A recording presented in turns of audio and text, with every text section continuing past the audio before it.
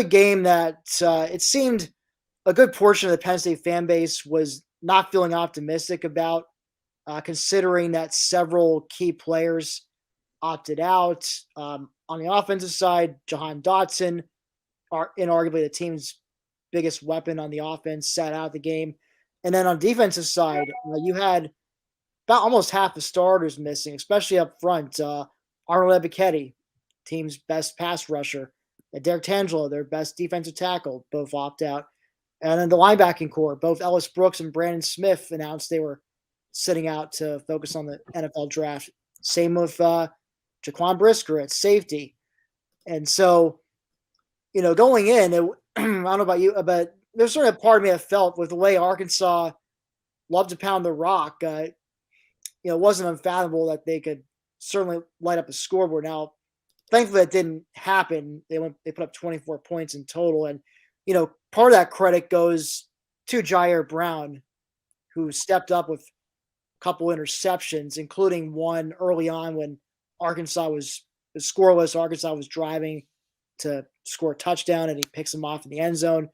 But also, I don't know about you, I was very pleasantly surprised with how the D line held up despite missing their two best players.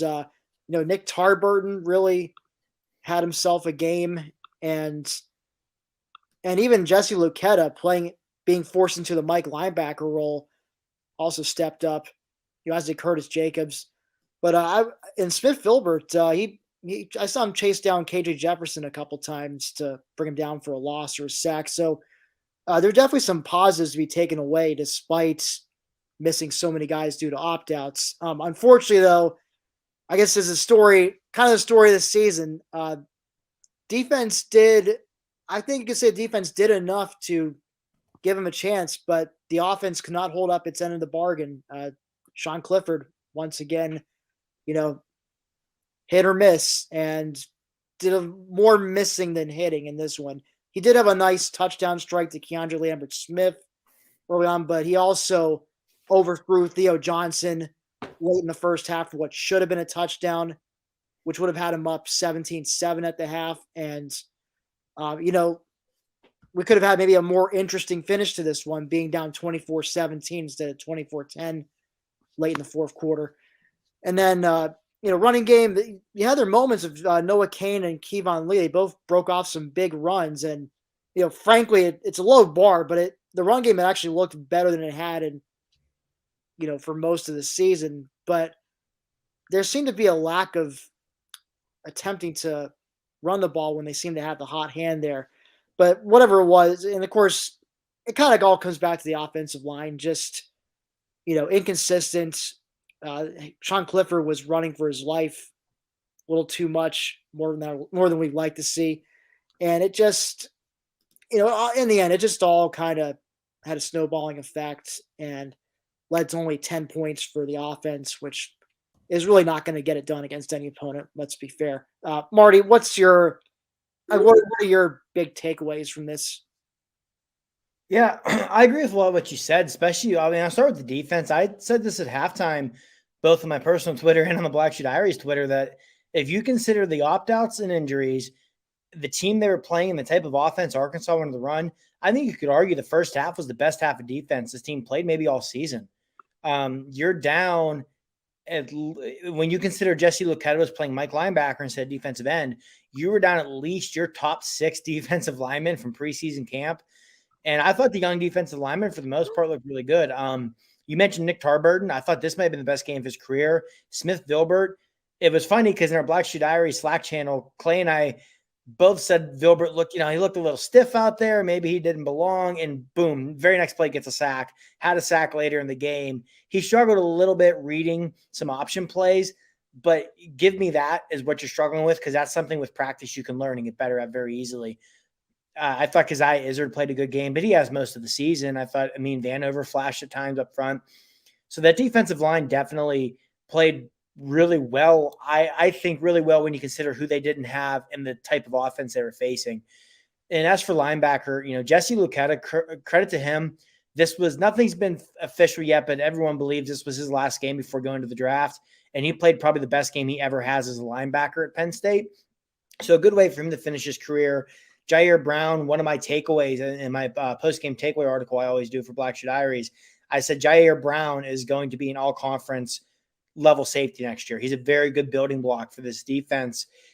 And I think what was most frustrating for me in this game is offensively, man, it was a lot of the bad Sean Clifford that we've seen over the years. I mean, to his credit, he did a great job using his legs, keeping plays alive. But, man, like that interception he threw in the second half, for example, 1st and goal at the 10, and you're scrambling out of there, man, just chuck the ball out of there.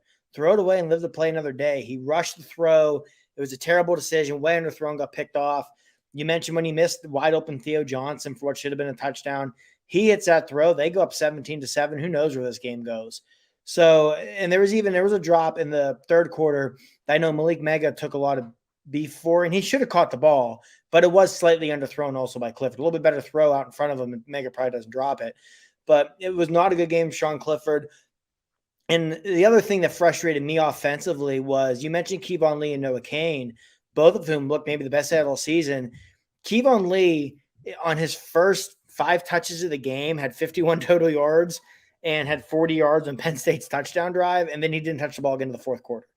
Like, it just made no sense to me that you had Lee and Cain starting to get some momentum and you didn't feed them the rock a little more. But, yeah, all in all, if you look at this game solely on the perspective of looking ahead to next season, there were definitely a lot of positives because you saw, like Olu Fashanu and Lyndon Tangwall, for example, on the offensive line, they had some freshman moments today, but for the most part, you didn't notice them, which is good. Those are 2 guys Penn State really plans to build around up front moving forward.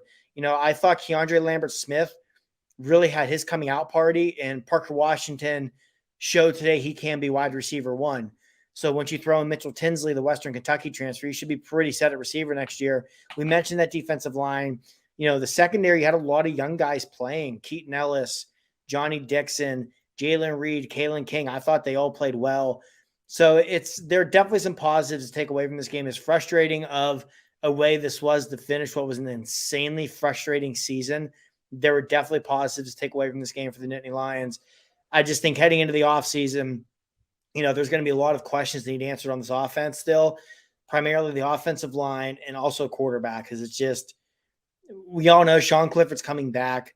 Penn State probably still better with Clifford coming back than not with the current state of the quarterback room, not due to talent or lack of talent, but due to the fact you would have 3 freshmen in there competing otherwise.